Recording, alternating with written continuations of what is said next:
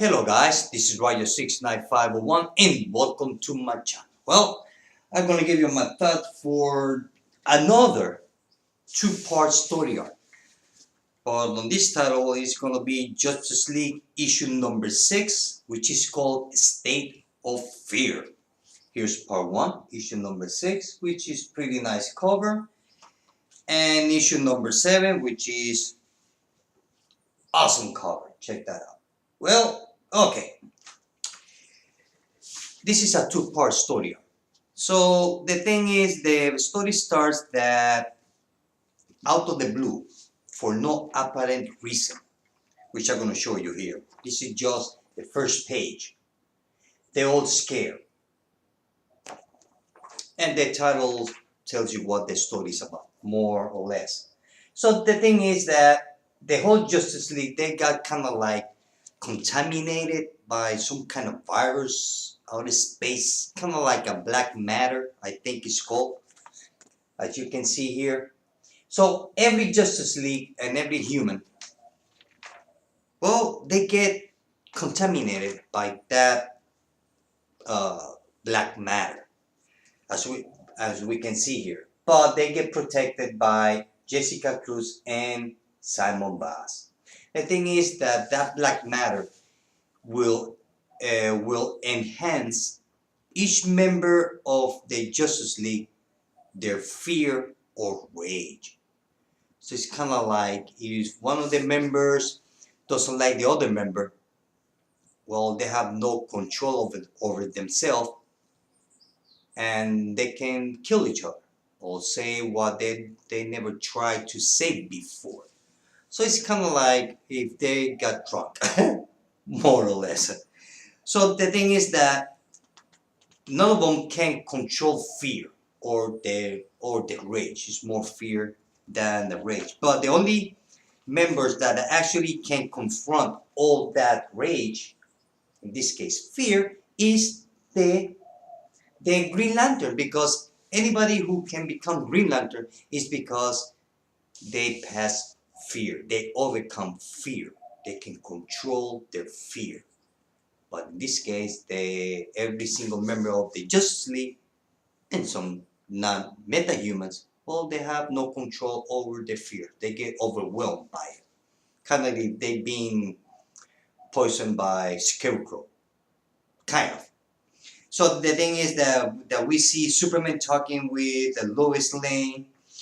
And not only that, that Jessica Cruz, the Flash and Jessica Cruz, they've been kind of like hitting each other. So Jessica Cruz, in an indirect way, she invites in a date Flash on a date. So Flash, obviously, he would say, okay, no problem. So they went out to have dinner. So at the restaurant, we see that Flash decides to touch Jessica Cruz's hand. And that's how she all got freaked out. Not only that, the Flash also got poisoned by that black matter and tells Jessica Cruz, hey, come on, let's blow this joint up. So the thing is that Flash gets his ass kicked by Jessica Cruz, and he was through the wall. Look at that, awesome. That way he won't be such a smart man. So the thing is that we see Superman and Lois Lane having dinner, and they were talking about Batman. That Batman, Lois Lane tells Superman, look, I know that you're anxious to be accepted by Batman. And Superman says, well, even though with all the stuff that I've been doing, Batman still doesn't trust me. And Superman tells Lois Lane, look, I'm going to go to see Bruce Wayne. And Lois Lane asks him, oh, okay, fine. To do what? You're going to talk to him? No, I'm going to kill him. So Superman goes to the Batcave to kill Batman. Not only that, we go to the Batcave and we see Bruce Wayne looking at his computer monitor, thinking all everything that went through his life, his parents, the first Robin, everything. And well, the thing is that Superman went through the cave wall. Look at that, and just grabbed Batman by the neck, as you can see here. Look at that, awesome page. I have to say that I love the art. I love the art. So we see Aquaman and Wonder Woman uh,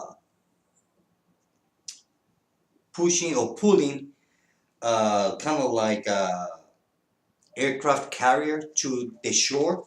Kind of reminds me of the movie Batman vs Superman over here. Check that out. Really nice. And they are talking in a way that Aquaman says, look, even though I'm half human, half Atlanteans, the human doesn't trust me. The Atlantean doesn't trust me because I'm not 100% fish head. And the human doesn't trust Aquaman because he's not 100% non-fish head, human. So he's in that turmoil, turmoil. Excuse me. And then we see Wonder Woman having doubts. I say, look, I can take over the world and make everything fine. So all that fears and insecurity that everybody has, well, that black matter enhances it out, makes you to lose control over yourself. So we see, we go back to the Batcave where actually Superman almost punched Batman's face because in a way Superman managed to control a little bit, but they told each other's out big time. So we see that by the anxiety that Jessica Cruz has, not because she was contaminated by that black matter, just because her anxiety took over her again, and she decided to be on her own cocoon made out of Green Lantern energy, as you can see here, over here. I mean, the story's been really straightforward, real fast, which I was surprised. But I like it. It was something kind of, I mean, maybe what DC's doing, that after they finish doing a 6-issue or 7-issue story arc, they will make a two comic book story arc, and then go back to the long story arc. Maybe that's what DC is gonna do. If that's what they're doing, I like it. So we go back to Jessica Cruz and Flash, and we can see the black matter. You see, that thing is where it's possessing everybody. Now, Simon Bass is the only one who can actually did not get contaminated because, well, he's overcome fear, not as Jessica Cruz. So not only that the funny thing is that Aquaman, he managed to take the United States, all the submarines from the United States, and put them all on the shore. As we can see here, look, right there. Look at that, over here.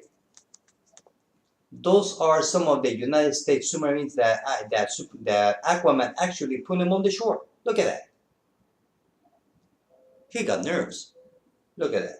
So Aquaman says, look, this is what I did, and the same message that I'm sending to the United States, I'm going to the Soviet Union and give the same message and take all the submarines and put it on the backyard again.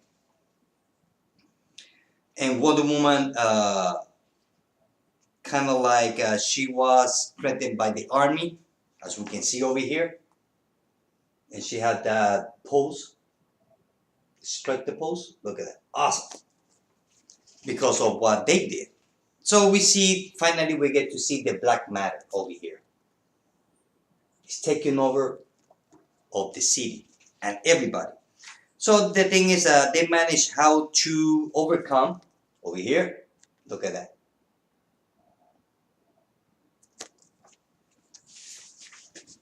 So the thing is that we see that Jessica Cruz and Flash, they're inside, and